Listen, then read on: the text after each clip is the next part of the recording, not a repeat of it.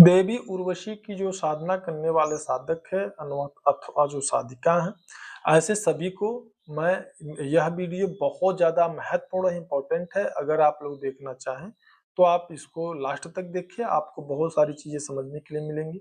जो लोग अभी साधना प्रारंभ किए हैं या हमसे साधना जिन्होंने लिया है, जो लोग साधना कर रहे हैं, तो देखिए सबसे पहले मैं बता दूं कि बहुत सारे साधकों के जो प्रश्न होते हैं कि भाई हम साधना कैसे करें, किस रूप में करें। अगर आप अप्सरा की साधना कर रहे हैं, खास करके मैं तो देवी उर्वशी की ही साधना सिखाता हूँ, बताता हूँ।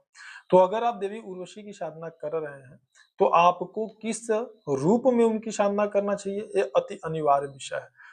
तो यहाँ पे बहुत सारे प्रश्न हमारे पास आए थे, बहुत सारे साधकों की ऐसी जिज्ञासा थी कि गुरुजी हमको ऐसे तरीके से साधना कराइए। जैसे कि मैं आपको बता दूं कि कुछ साधकों के अंदर भ्रम फैला हुआ है, सोशल मीडिया प्लेटफॉर्म की तरफ से उनके मन में कुछ भ्रामक स्थितियां हैं।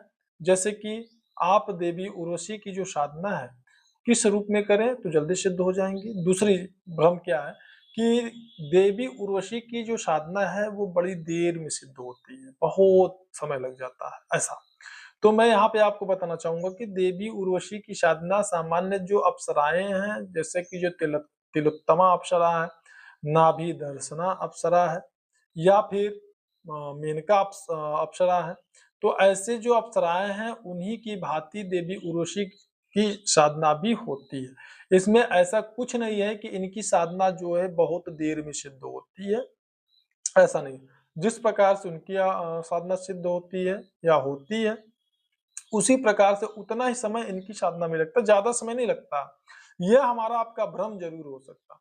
तो मैं आपको बता दूं कि जो लोग भी ऐसा सोचते हैं उनको बिल्कुल ऐसा नहीं सोचना चाहिए। देवी उर्वशी की साधना भी उसी तरीके से सिद्ध होती है जैसे सामान्य अन्य अप्सराओं की साधना सिद्ध होती है।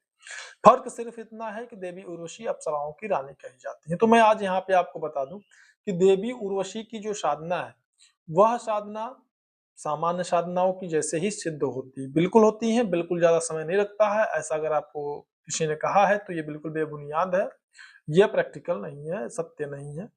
बिल्कुल आप इसको समझ लें। दूसरी चीज कि देवी उर्वशी की जो किस रूप में साधना करे तो सबसे जल्दी सिद्ध हो जाती है, तो मैं यहाँ पे बता दूं कुछ लोग उनको पत्नी रूप में भी साधना उनकी करते हैं, तो कुछ लोग मित्र रूप में करते हैं, कुछ लोग गुरु रूप में करते हैं, मार्गदर्शक रूप में करते हैं।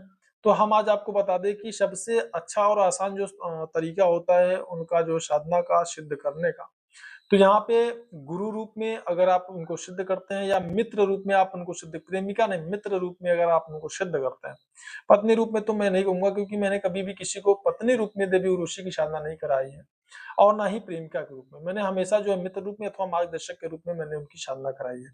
तो मैं आज आपको बता दूं कि अगर आप देवी उर्वशी की साधना मित्र रूप में या फिर मार्गदर्शक मार्गदर्शिका के रूप में अगर आप उनकी साधना करते हैं तो बहुत ही जल्दी वो सिद्ध होती है। अब बड़े जल्दी का मतलब ये नहीं होता है कि 2 दिन आपने साधना किया वो सिद्ध हो गई। जैसे आजकल देखा होगा आपने सोशल मीडिया प्लेटफॉर्म पे 6 महीना, सॉरी 6 दिन, 7 दिन, कभी 1 हफ्ता में, कभी 3 दिन, तो कभी 11 दिन, कभी 21 दिन में ही देवी और ऋषि सिद्ध हो जाती हैं, ऐसा लोग बताते हैं। कुछ लोग तो 24 घंटे में ही देवी और ऋषि को जो है सिद्ध कराते हैं। ऐसा कुछ नहीं होता है। साधनाएं जो है उनका एक अलग अपना मतलब प्रक्रिया होता है, अलग स्वरूप होता है। अगर आप ऐसा करेंगे तभी जाकर के वो सिद्ध होती है। तो मैं आज आपको बता दूं कि ये बिल्कुल भी आप अगर ऐसा सोचते हैं तो ऐसा कुछ नहीं है कि वो बस तुरंत सिद्ध हो जाएंगे। अच्छा, दूसरी चीज क्या है कि मित्र रूप अथवा मार्गदर्शक रूप में अगर आप साधना करते हैं तो निश्चित रूप से वो आपको परिणाम मिलेगा। आपके गुरु या मार्गदर्शक अगर प्रभावशाली हैं, सामर्थ्यशाली हैं, जिन्होंने उनकी साधना सिद्ध की है, तो निश्चित रूप से आपको साधना सिद्ध होगी। समय कितना लगेगा ये आपके कर्मों पर निर्भर करता है। देखिए, अगर जो गुरु उस रास्ते पे चल चुका है, जिसने की अगर देवी उर्वशी की साधना की है, तो मैं आज आपको बता दूं कि वो आपके जो अनुभव होते हैं, जैसे मतलब पहला अनुष्ठान आपको 21 दिन का अगर कराया, तो 21 दिन के अनुष्ठान में जितने अनुभव आते हैं, जैसा कि कुछ अनुभव हमारे चैनल में पड़े हुए हैं, आप जाकर के उनको देख सकते हैं। तो उन अनुभव के आधार पर मैं यह निश्चय करता हूँ, निर्णय करता हूँ कि इस साधक को देवी उर्वशी की साधना कितनी जल्दी सिद्ध हो जाएगी या कितना समय लगेगा, और उसी के अनुसार फिर हम उसको जो है आगे का प्रक्रिया बताते हैं, आगे का जो है उसको क्या करना है, कैसे करना है, ये सारी चीजें बताते हैं। तो जो आपका गुरु होगा अथवा मार्गदर्शक होगा वो इसका निर्णय करके फिर आगे आपको बताएगा, आपकी कुछ चीजों में वो परिवर्तन भी करेगा। कि आपको मंत्र जाप कैसे करना है, अब कैसे करना है, क्या मानसिक जप करना है कि नहीं करना है, प्राणायाम करना है कि नहीं करना है, जाप करते समय अन्य क्रियाएं जो है वो क्या करना है, बहुत सारी चीजें होती है, बहुत कुछ होता है आपको, जो कि आपका गुरु अथवा मार्गदर्शक आपको समझाता है कि आपको क्या करना है और कैसे करना है। तो इसलिए इसको समझना जरूरी है। अच्छा, दूसरी बात क्या है, कुछ लोग कहते हैं कि बिना गुरु के ही अप्सरा की साधना कर लो।